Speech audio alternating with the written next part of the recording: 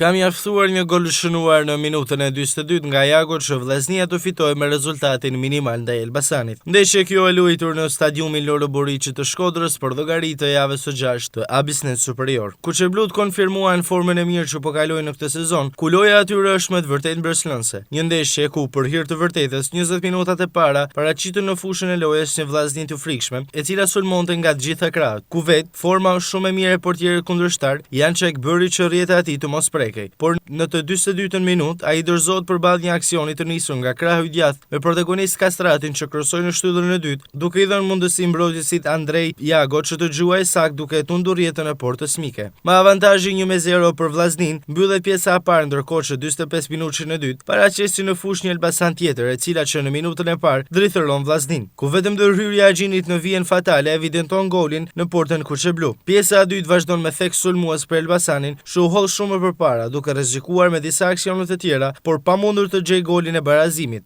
Fërshëllimi a fundit e kryesorit Eugene Xhaja mbylli sfidën duke nxjerrë fitues Vllaznin, e cila me këtë 3 pikësh ndroi vendet me Elbasanin kryesues, duke qenë ajo tashmë në krye të klasifikimit me 13 pikë, duke lënë Portokallin të Elbasans në vendin e dytë me 11 pikë.